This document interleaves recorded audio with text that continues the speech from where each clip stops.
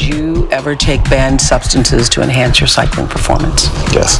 Did you ever blood dope or use blood transfusions to enhance your cycling performance? Yes. Shut up, Lex. Hey guys, this is Faster U4, brought to you by FitLab, Tailwind Nutrition, Biomax, and Capital Cycles. If you're a cyclist and you want to go faster, let's giddy up.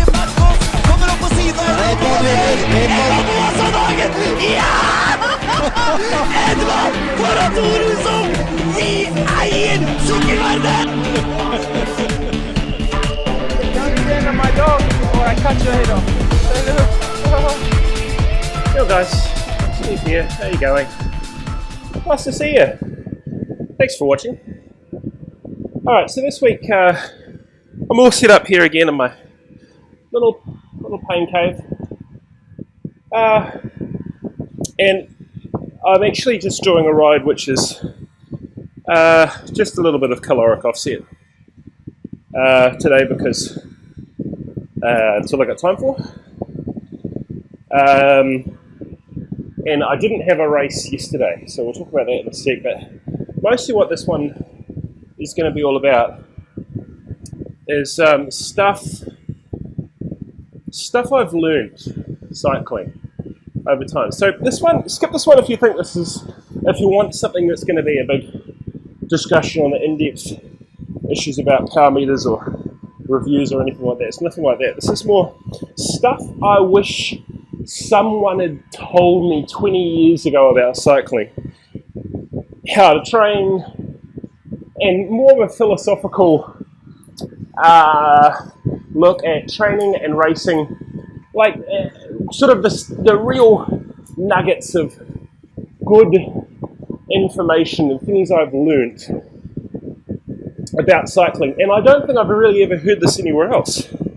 Like, I've listened to a lot of cycling podcasts and videos and all that, and I haven't really ever heard a lot of these things, so I'm trying to put them all together in one place here. So what this would be good for is if you're relatively new to cycling, not necessarily anyone really, but if you want to hear something that's stuff I've learned, this isn't to say it's everything. There's still a lot to learn, and that's one of the best things about cycling, is you learn something new every time. Every time you even go out on the bike, just about, but especially when you race.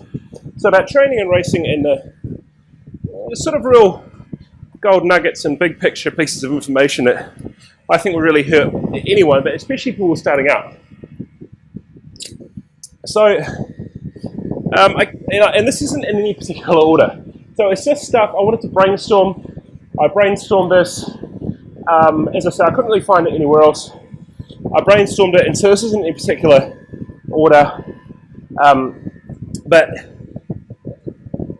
I'll start out with one thing that I actually learned relatively late in the piece.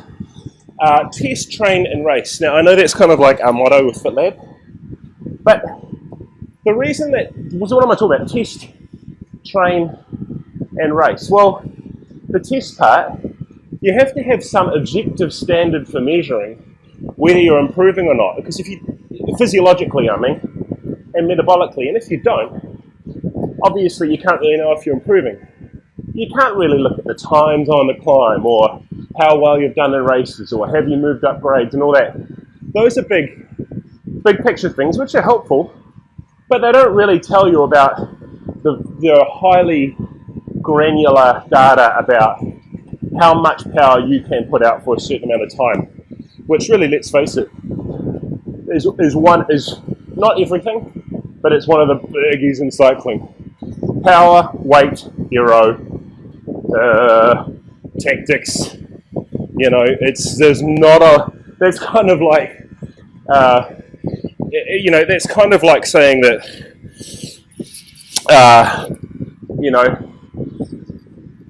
it's boiling it down to something that's probably a little bit too basic, but those are important things. So the testing part is having the basis for judging physiologically, I'm talking about, whether you're improving or not. So the way that I do that now that really helped me is using blood lactate testing. I've talked about this elsewhere, and there's another blog post on our website, www.fitlab.co.nz, that I posted up there yesterday. It's something I actually wrote on my blog a while ago.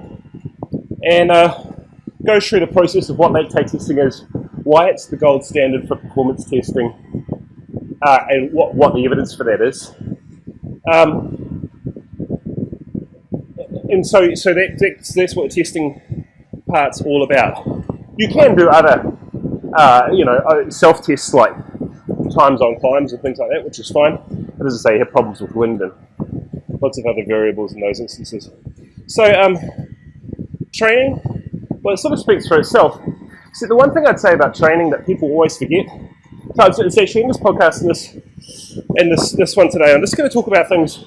I'm not going to go on about stuff you've heard 1,000 times and you've read in coaching books, because everyone knows that. And talk about things that I think I haven't really heard much. So training, everyone knows about training, and everyone can be told about what to do and what not to do. Here's one thing that I never got told about, really, that recovering, especially when you get a bit older, is so important. Everyone's kind of heard that, but everyone's so desperate to smash themselves into the ground as long as possible. Here's a trajectory for a normal, young, keen cyclist. As they're all over it, they want to go out and train every day, every minute, and every hour that they can, and they think more is better, and they get better really fast, and then they crash and burn because they've been able to absorb a certain amount of training load, and then they get sick, they get demotivated, they don't do as well in races as they'd hoped. You know, a classic thing is to build up for a big high priority race, keep building up right until the race without any chance to absorb that training impulse, and they don't do nearly as well in the race as they hoped, or they were sick, or 1,000 things went wrong, totally demotivating them and maybe getting them out of the sport. So the thing is, train hard, sure, but you have to absorb and grow from all that training impulse. That's critical. And race. Well, obviously I'm talking about it from the perspective of someone who wants to race. Not everyone wants to, that's fine. And racing and doing it frequently is important. Like, for example, when someone has a high priority event coming up, it's always ideal to schedule for the weeks leading up to that, a number of events that are similar, if possible, because it helps you calibrate in your mind a little bit what the effort's going to be like. So there's two things. Really, it boils down to suffering on the limit. And as long as you're not doing that all the time and not recovering, it will help you adapt to being able to suffer on the limit a little bit longer every time. So that's one. And two is tactically. Now, tactics is a whole different discussion. I've certainly not been very good at it in the past, but I'm getting better at it now, and my road racing results have improved out of sight. But racing is the only way to put into practice, of course, real racing tactics. Positioning, pace lines, drafting, echelons, when to sprint, when not to, wheels to follow, wheels not to. Kind of like a sixth sense of what's going on around you in the bunch, when to expend energy and when not to. And it's probably one of those things that's so complicated and there's so many moving parts that one that can be a bit off-putting to people. And if that's off-putting to you, don't be a road racer because it'll be frustrating to you. But if it's exciting and interesting to you to have that chess on wheels thing going on, road racing is totally for you. And there's no substitutes for going out there and doing it. Put a number on and be a bike racer. So I guess that sort of leads into the next thing I wanted to say, which was about bike racing it's the hardest sport there is. And I'm specifically talking really about road racing, but it applies to all formats really, because the suffering is so deep and so intense. Like, have you ever gone out for a training ride, and you've ridden 100 kilometers, you've been out there for 4 hours in the rain, you've been sticking to your zones, you've ridden great, and you come back. That's a very difficult thing to do. Multiple climbs, and you're trying to, and your grandmother says, "Oh, well, you've been out for a bike ride this morning," and it's sort of like, it's not really a bike ride. It's more than that. It's actually, but you can't be, you can't explain this to people. You can't explain to people the suffering and the level of commitment who haven't done it. It's probably like people who have done lots of extreme things in their lives. You just stop trying to explain to people after a while because it's so intense, they're not going to get it. You're just like, yeah, I've been for a bike ride, that's fine. They picture you going down to the shops and buying an ice cream, well, that's fine. You can't explain it. So the understanding of yourself about how much, what is interesting to you, it's not even really a question of how much you want to suffer. It's the bigger question on top of that is what's important to you. And so many people forget to ask themselves this question, not just in cycling, but in every part of their life. And if you don't know that, how are you supposed to know that you're doing the right thing?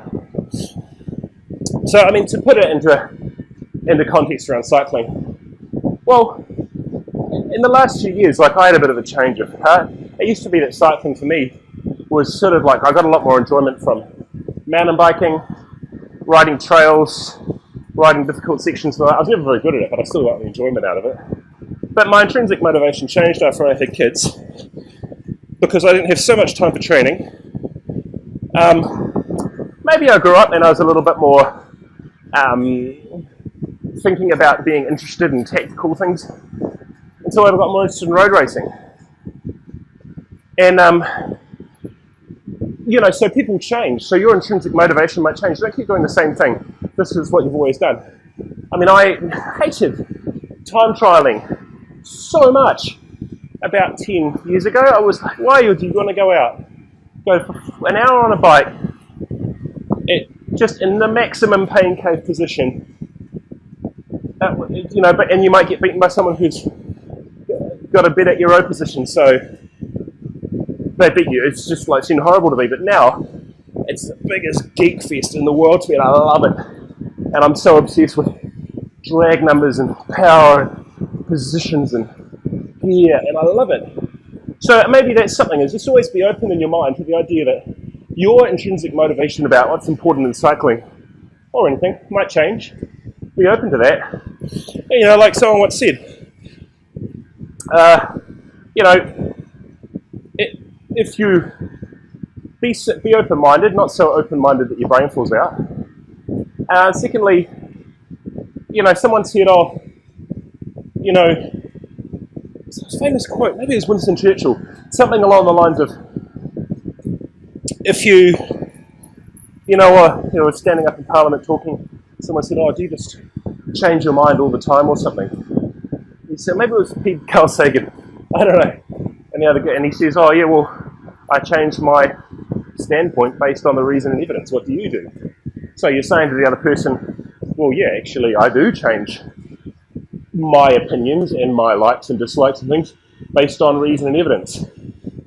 Cycling's case, it might be getting older, having different time available to you, having different interests in things.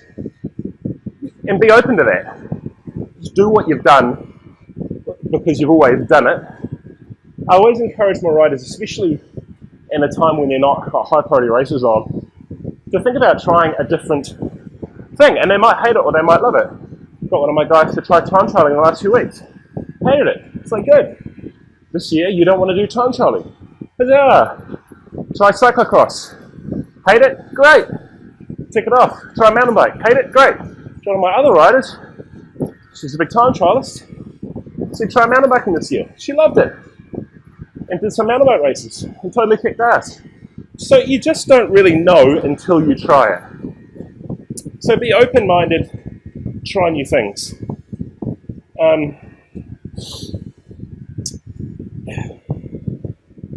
Maybe another thing, and this sort of applies if you have been cycling for a while and you've collected good power data over a relatively long 1 year plus period of time. And it's about knowing what your physiology is suited to. And if this is interesting to you, doing that. So how does that apply? Well, so for a long number of years, from the age of about 15 to about 30, all I really did was cross-country mountain biking racing. Now, we didn't really used to have the power data back in the olden days to check this. But if you look at the power profile of a successful mountain biker, there needs to be someone who can really, if you look at let's look at the top two priorities. One, high power to weight ratio for the time frames of mountain bike cross-country climbs, and I'm talking about anywhere from 30 seconds to 4 to 5 minutes. That's short-term and mid-term power. Why am I talking about power to weight and not power? Well, because it's always on steep climbs. So it's not actually, you could of course have someone who's much heavier, like me, trying to producing the same numbers, but the lighter guy's going to win. You get the idea. Time trialing's different. It's more about gross power. We'll come to that. So you've got short-term power to weight, and you've got technical skill. So really a cross-country mountain bike race in the cross-country Olympic format now, multiple laps, 15 to 20 minutes each, highly technical downhills, rocky sections, slippery drops, and then followed almost immediately usually by one of those climbs I was talking about. Climb, descend, climb, descend. So if you look at a guy, you can almost see it in the physiology. Look at Nino Schurter, look at Anton Cooper. Those sort of guys, sort of stocky, highly skilled, very muscular, relatively small units, but they probably don't, so their power to weight is very good for those climbs, and their skill is just excellent on the descents. If you ever want to see something, one of the things I use to improve sometimes with my mountain biking, so just go and watch a video of a guy like Nino Schurter descending in a World Cup when he's tired.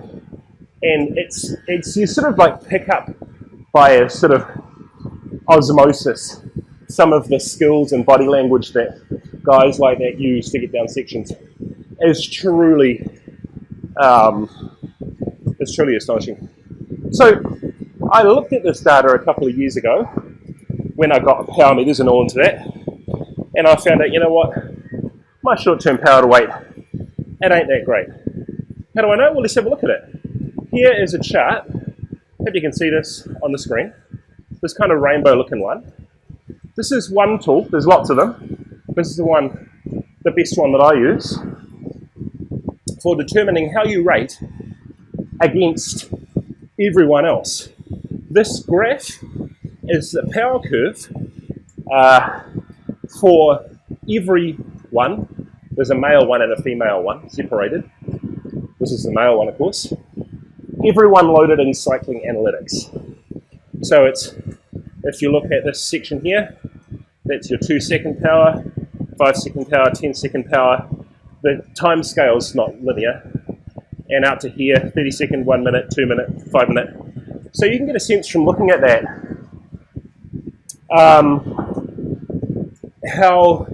how good you are against versus everyone else.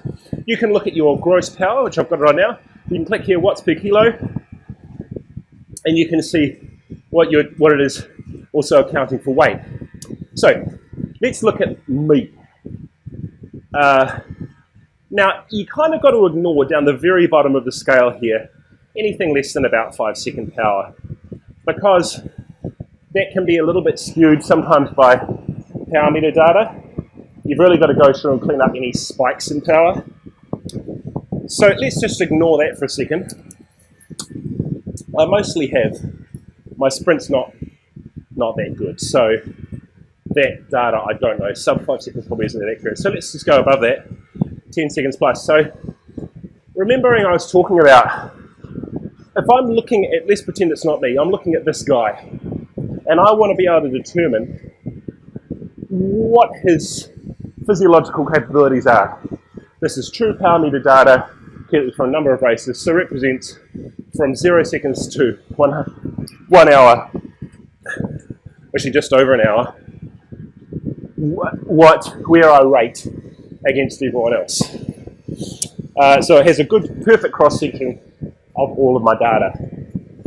So if I'm looking at this guy, you notice straight away the curve goes up. The further you go to the right, the better it is. That's in terms of outright wattage and watts per kilo. So let's look in terms of outright wattage. There are certain capacities that I talked about with a cross-country mountain biker. Let's just take those two examples. Let's take almost polar opposites and see where this guy, me, sits more. So the two polar opposites, cross-country mountain biking, XCO format versus long time trials. So where did I fit? Well, I talked about this area here, about 30 seconds to 3 minutes or so. When I have high power to weight, so I've switched this to watts per kilo. You can see it comes down because I'm a fatty. 30 seconds there, I'm in somewhat the 70th percentile, which is okay, but it's certainly not world class. Up to getting a little better up here, somewhat into the low 80th percentile. So that's not ideal. Well, let's talk about the metric that isn't measured on here, of course. You can't look at skill. Mine's bad. So that's kind of a red cross for both of those. Short power to weight, technical skill. Ugh.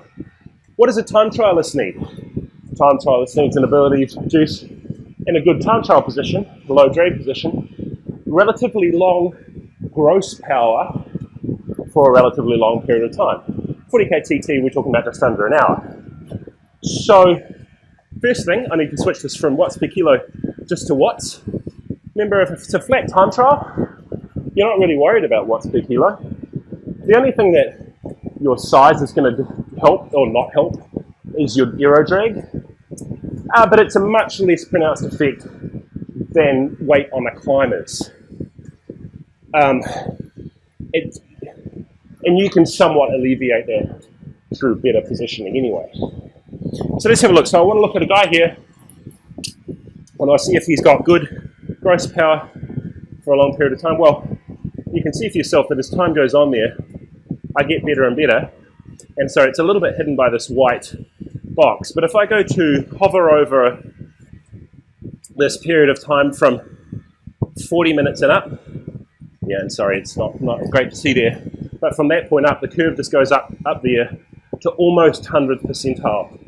So this guy, me, can produce a lot amount of gross power for a long period of time. Get a time trialist. If I change it to watts per kilo, you can see it falls straight away. But it's not important, it's not like a long climb, it's long and flat. So you need a good position, and you need good long-term gross power. So good long-term gross power, tick. Good position, well, that's not measured on here, of course, but it can be determined through aerodynamics testing, which I do. I use a number of models for that.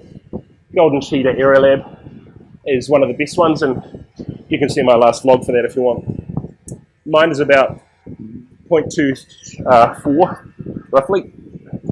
0.24 to 2.25. So that's okay for my size, it's good. So this guy's a bit of time trialist. So it's a long-rounded way of saying, and you can do this for all disciplines, of course.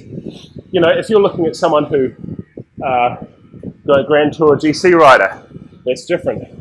If you're looking at someone who wants to be just a sole hill climb specialist, that's different. If you want to look at cyclocross rider, it's different. So it's worthwhile, after you've collected some good data, if this is of interest to you, determine where your true skill sets really lie and maybe focus on that if you want to get really good. Otherwise, you might do what I did for 20 years and spend 20 years doing, and the best physiological time of your life, doing the wrong thing. So that's being realistic about your abilities. Here's another thing. It's kind of a little bit wider. It's all about just organisation. If you're going to be, I think to be good, as good as you can be, I think you've got to be an organised person. People who get good at anything are going to be organised people. So how does that relate to bike racing? Well, the night before your race, your bike needs to be spotless, in your car, ready to go. None of this getting out and then blowing up tyres and, well, actually I'll do that anyway, it's just to check the pressures, oiling, chains, it should be perfect. Get it out of your car, be able to go.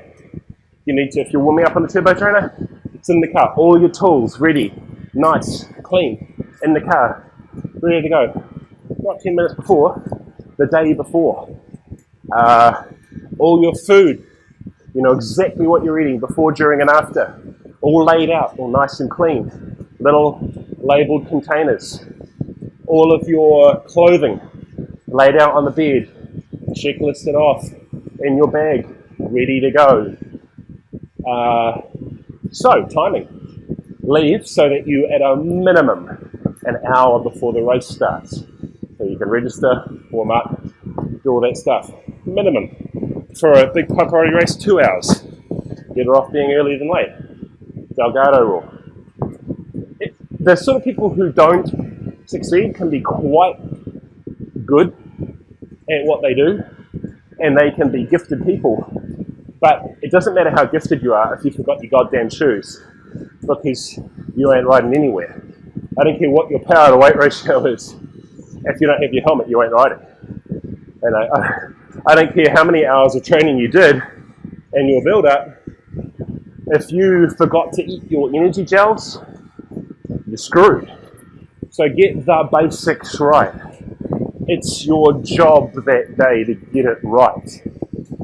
And if you don't want to, that's fine. And who knows, you might get away with it a bunch of times. But it's going to piss you off severely when you drive somewhere, you've forgotten your shoes and you can't race, and you're feeling great. And then that's going to lead to demotivation, and that might lead to you giving up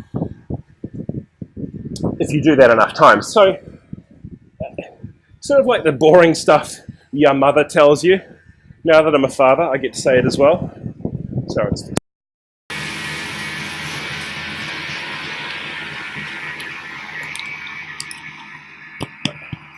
so be anal. Anal about gear, anal about organisation, cleanliness. Bring hand sanitizer, bring towels, be clean, be professional. Pretend it's your job for the day. I mean, it really is my job, and it's great, but it's like any job, there's an effort that goes in. You know, like, to give you an example, what I see in cycling all the time, and I'm sorry, I'm just going to go there. Young men are the worst at this. And I know it's an easy target to bag on young dudes. But I know. But sometimes, this goes to training and it goes to racing. If you don't want to be a bike racer, or you don't want to be really good, well, that's fine. No one's forcing you to. But don't have this like I'm so cool attitude that you're too cool to do that. Have it go wrong for you and then get demotivated because you didn't do the basics right. What a waste of time that is. You need someone in your life to tell you that.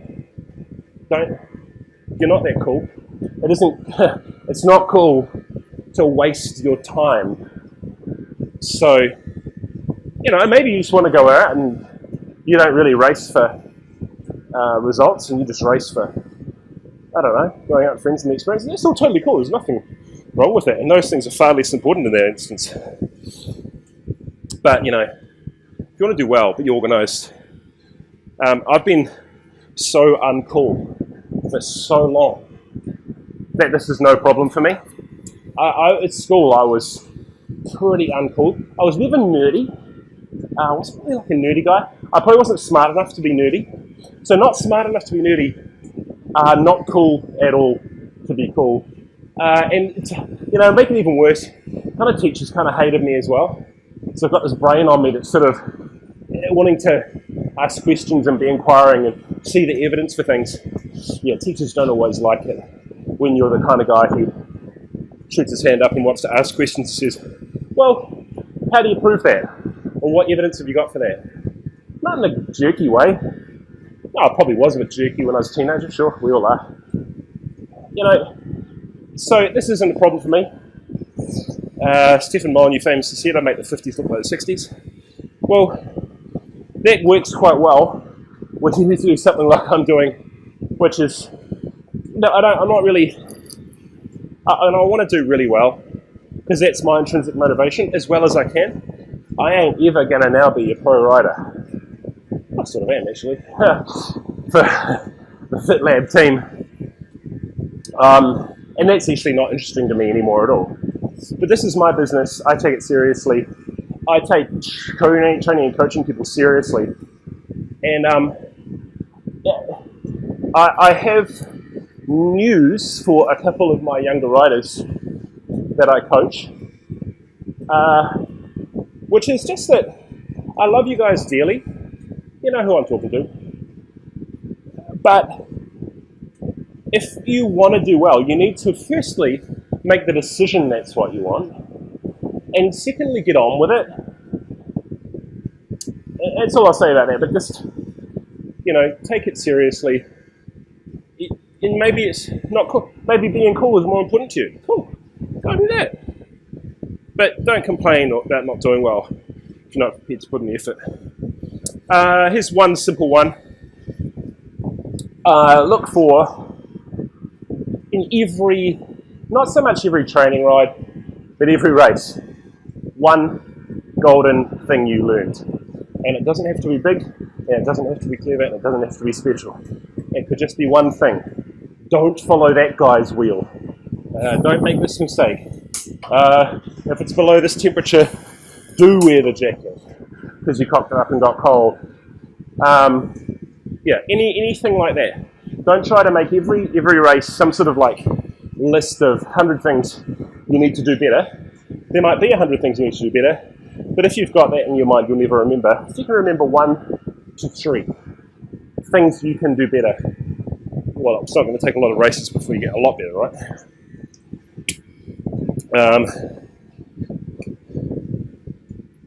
What else we got?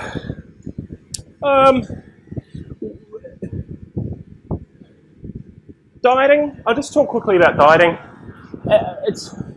To me, it's kind of like a hard topic because,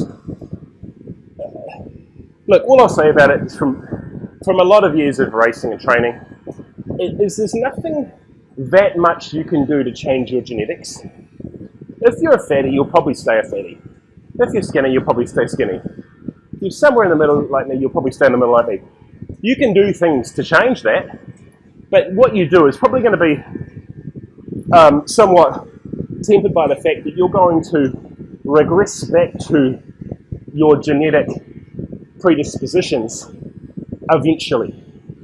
And the further you go out from the train tracks of your genetic predispositions, the weaker you'll probably get. So a good example is for me, I know very accurately a good weight range for me. It's almost just, I just know what diet I need. I know what foods are good for me and what's bad, but it's generally just a balanced diet. Some people might be genetically from a background where they actually do operate better with different foods, different nutrition, which is fine. So learn these things about yourself and stick to it. Fad diets, fad supplements, complete bullshit. Don't do it. Never works. You're wasting your money. That's all I'll say about that. It's just shit. It's so easy people want this quick win, And I'm not talking about drugs or anything else, I'm just talking about nutrition mostly. People are hungry for things to get easier faster. And if you want to be a cyclist and you want to race, things don't get easy fast. You know, like Greg LeMond once famously said, it never gets any easier, you just go faster. But that doesn't happen overnight. There's certain common sense principles you put in place, you get better eventually, and within the guidelines of your physiological limitations. That's not sexy.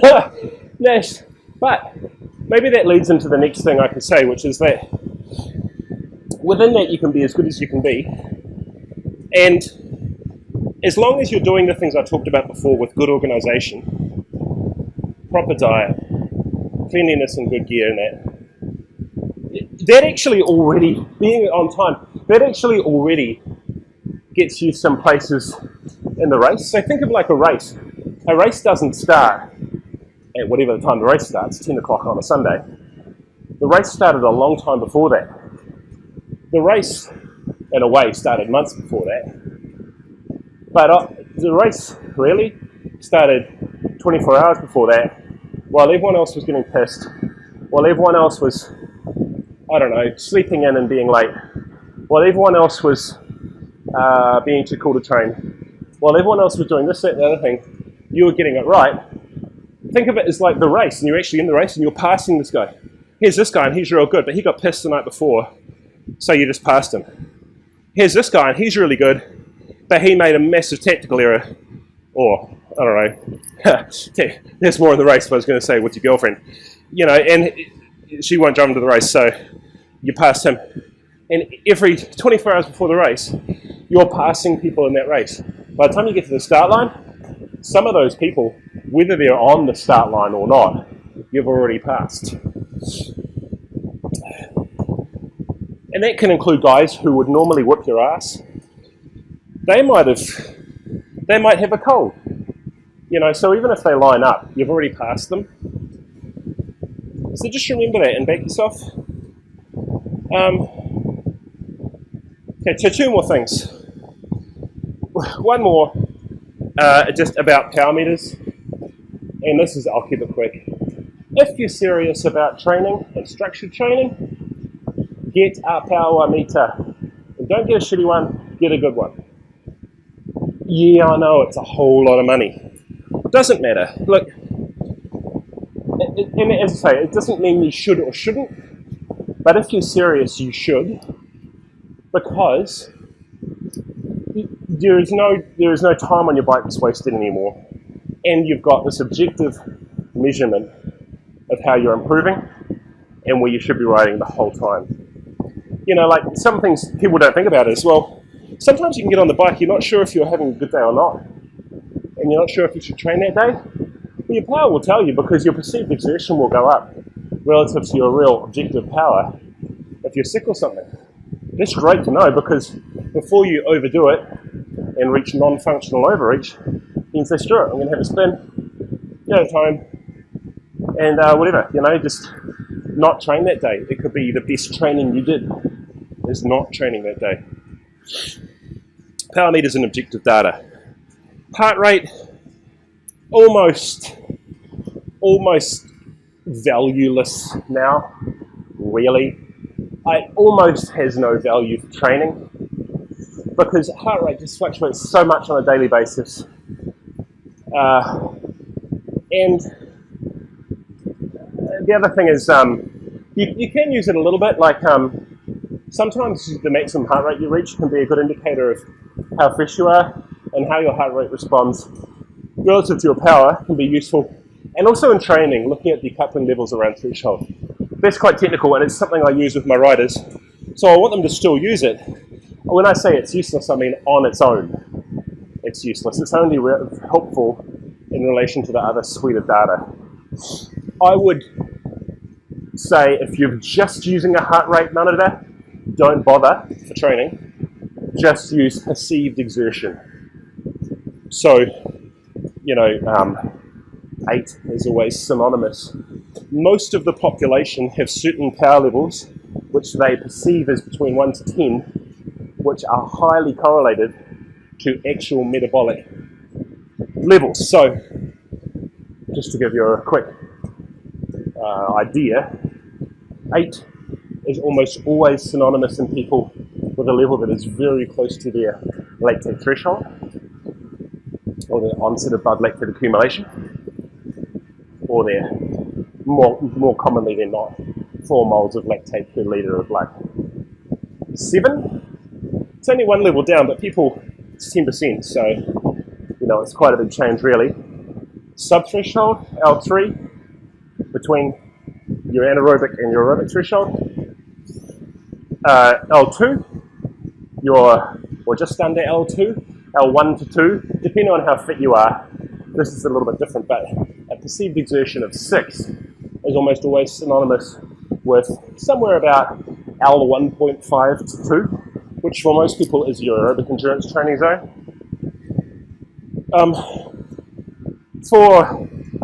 Warming up 3 or 4. So, L1 or sub. So, I would just use perceived exertion for training instead of heart rate. That's all you had. But, moral of the story, get a power meter. Stop dicking around. If you've got a choice, put it on your training bike instead of your race bike. Okay, and I'll just say one last thing. And maybe this is, for me, this has helped me a lot. And it's my own little special one. I've never heard anyone else say this. And I call it the 10 second, also the 10 pedal stroke rule. Now I know that 10 seconds isn't necessarily the same as 10 pedal strokes. But frankly, when half of your brain is turned off, just anything that's vaguely related to the number 10 will do. And what the 10 rule is, the rule of 10, Steve's rule of 10, is that you can always do another 10. So, a really good example of that is if you're cresting a hill, there's a selection going away in a road race, you're just falling off the wheel, those are the times when you just need to go and suffer a little bit deeper. Because at that time, that 10 seconds where you do or don't suffer could be the difference between staying in the break or not, or miserably falling back to the next group and being out of the selection. So in that case, just count 10 seconds or 10 pedal strokes. You can always do another 10. If you can't hold on anymore and you're going to die, you can always do another 10 pedal strokes. And then if you still need to go, you know what to do. Rewind. You can always do another 10. And just have that in your mind. If you're on the flat and it's strung out and you're in the wind and you've got to stay on the wheel, you're in this position and it sucks and your heart rate's maxing out and you are doomed. You could just do another 10. 1, 2, 3, 4, 5, 6, 7, 8, 9, 10. And that might be the difference between staying on or not. Because after that 10 seconds, or that 10 pedal strokes, it might just back up. Whew. You can get your breath for just a few seconds. Shake your legs. Get that burning feeling out of your legs. Just have a drink, whatever it is. And maybe you have to go again, but it could just be that time. And if you haven't, and if you backed out, you didn't do the 10, didn't do Steve's 10-second rule, you might be in that horrible position where you're 20 meters off and you're on the river and you just can't get back on anymore. And you're unhitched. You can always do another 10. It's my little rule. All right, I'm knocking off there, guys.